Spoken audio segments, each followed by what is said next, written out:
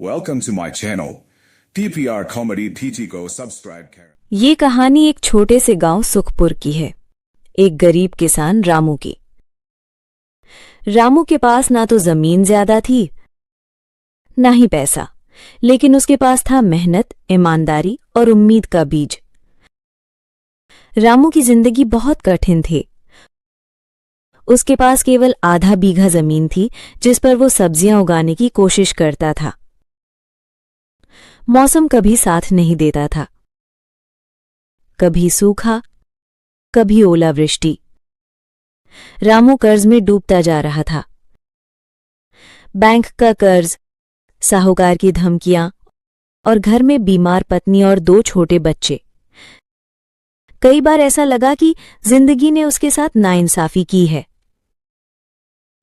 एक दिन जब वो खेत में बैठा रो रहा था, तभी पास से स्कूल जाता हुआ उसका बेटा मुन्ना बोला, बाबा, आप हार क्यों मानते हो? टीचर कहते हैं जो मेहनत करता है भगवान उसकी मदद जरूर करता है। उस दिन रामू ने खुद से वादा किया, अब वो हार नहीं मानेगा। रामू ने गांव के कृषि अधिकारी से संपर्क किया। उन्होंने उसे ऑर्गेनिक खेती और ड्रिप सिंचाई के बारे में बताया। रामू ने कुछ एनजीओ से बीज और कंपोस्ट खाद ली और धीरे धीरे नई तकनीक से खेती शुरू की। इस बार उसने अपने खेत में लौकी, टमाटर और शिमला मिर्च उगाई। बारिश भी समय पर हुई। रामू ने फसल को खुद साइकिल से पास के शहर ले जाकर बेचा। शहर के लोगों को उसका जैविक यानी ऑर्गेनिक सब्जियां बहुत पसंद आई। दाम अच्छे मिले। धीरे धीरे रामू का आत्मविश्वास बढ़ने लगा। अगले सीजन उसने आसपास के 2 खेत किराए पर लेकर खेती बढ़ाई।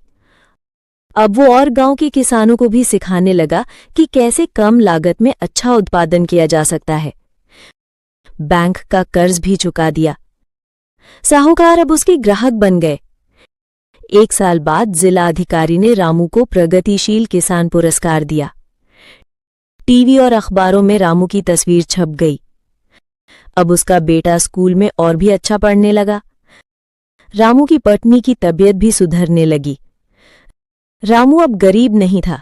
उसके पास बहुत पैसा नहीं था, लेकिन आत्मसम्मान था, खुशियां थीं और समाज में पहचान थी। उपसंहार। रामू की कहानी हमें सिखाती है, कठिनाइयां चाहे जितनी हों, अगर हम हार न माने, सीखते रहें और ईमानदारी से मेहनत करें, तो किस्मत भी झुक जाती